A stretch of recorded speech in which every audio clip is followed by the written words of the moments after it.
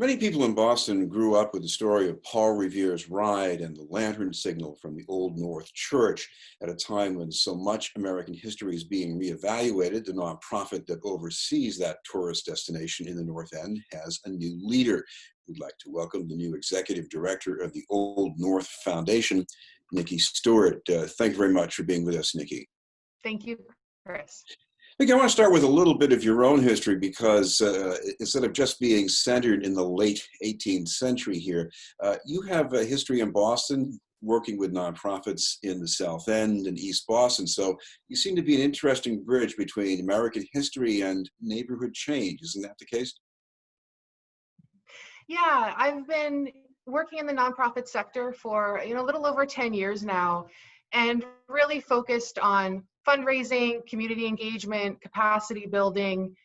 But I also have this double life, if you will, in the history world, which included launching and operating a walking tour company with my husband some years ago, and then launching the Hub History podcast, which is still going almost 4 years in. And so this is really an opportunity to bring those two halves of myself together and to think about what Old North's role is, really reinforcing the values of our legacy and our site in terms of active citizenship and community building, and making that resonate today. Well, one of the things you've done lately, just maybe ramping up to your new job here, is you've done some walking around the North End. What did that bring to your attention? Well, the North End is an incredibly vibrant community, and it's bouncing back for sure. It's, walking through the North End is a little bit like stepping into a different time and place, but it's been great to see restaurants up and running, tables, out in the street here, people coming back to the neighborhood. It's definitely a community of small businesses, and I think residents who come here on purpose. It's not a neighborhood that you really end up in accidentally. So there's a great sense of community here. Well, what about the history of the church? I mean, a lot of us grew up with Paul Revere's ride, so we knew the church had a role in the War of Independence, at least, or the battle for freedom. But other than that, what is there about the history that we should be thinking about? Yeah, well, the Old North Church is a lot more than the Revolution and the events of 1775. The church was actually built in 1723, so we're coming up on our 300th anniversary. And there's been an active congregation to this day. I think folks are surprised to know that there's still an active Episcopal congregation here. And so the foundation is separate from the congregation, but we do work in close partnership to make sure that the story of Old North and its people that it still resonates. Well, what about the story? Because, certainly one of the things I think about is Paul Revere. He came to this country, at least his ancestors came here, but maybe for religious reasons, because they couldn't stay where they were before. Yeah, it's interesting. I think much of what folks know about Paul Revere comes from Longfellow's poem. And the poem really cemented Paul Revere and the church's history and the events of that night in America's mythology and its folklore. But Longfellow was a poet, not a historian. And so he does take some artistic liberties in the retelling of the story. One of the things that I learned since coming to the church is that Longfellow was a very ardent abolitionist, and he wrote the poem really on the eve of the Civil War in 1860. And he wrote it with the intent of inspiring patriotism amongst Northerners. And as an example of maybe how he shifted the narrative a little bit, in the poem, he really focuses on Paul Revere as the sole hero of that night, and leaves out, all of the other messengers and individuals who were involved, with the intent of inspiring folks to understand that one person can change the course of history, and then one person through their civic engagement can have a big impact.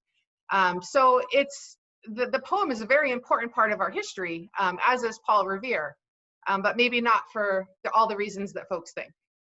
And of course, with Longfellow, anti-slavery wasn't just his own attitude. There was a lot of activism going on in Boston, even some civil disobedience, especially in response to the Fugitive Slave Act. So, this was really, really tangible stuff going on. Yes, yes.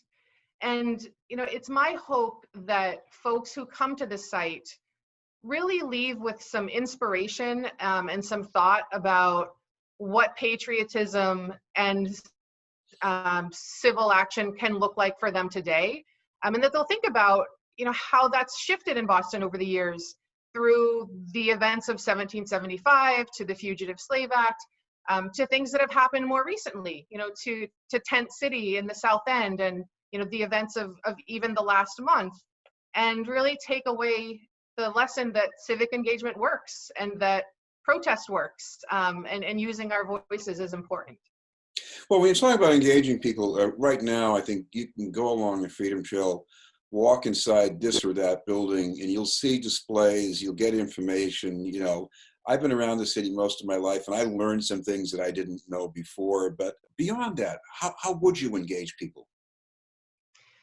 Yeah, so first, I'll just say we will be open starting on the 16th, as long as plans hold true and phase 3 opens up in Boston. And we have been working hard really since April to make sure that our site will be as safe for staff and visitors as is possible.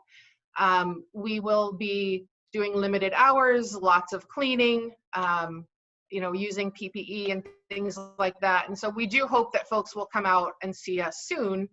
And we'll be doing, an interpretation of the church's history for groups who come in, who will get to sit in the box pews and, have that experience in the church. And, we're excited to really open our doors again and to be able to tell that story and have people back in the space. What do you foresee as far as the kind of visitors? Because this has been a destination for people from other states, but also from other countries. And it looks right now as if people from other countries they're going to be in low numbers for a while. So how do you deal with that? Yeah, we've been thinking a lot about, who may be coming to see us this summer. And, I've been referring to 2020 as the summer of the staycation.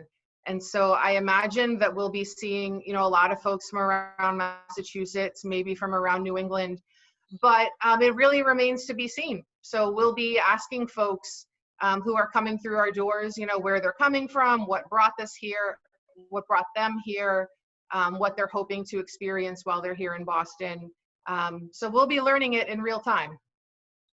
Well, fast forwarding a little bit, going up to the anniversary of the church's founding, how would you like to lay the groundwork for celebrating that? I'm not talking about the actual plans, but maybe the groups that you might want to collaborate with and get ideas from.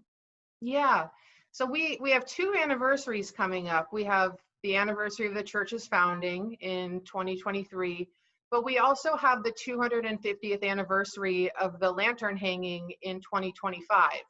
So we are, really embarking on a strategic plan at this point to think about what our vision is for Old North in 2025 and the best ways that we can help this history resonate in the present day, to help folks connect the events of the revolution through the years. And that's going to include a lot of partnership.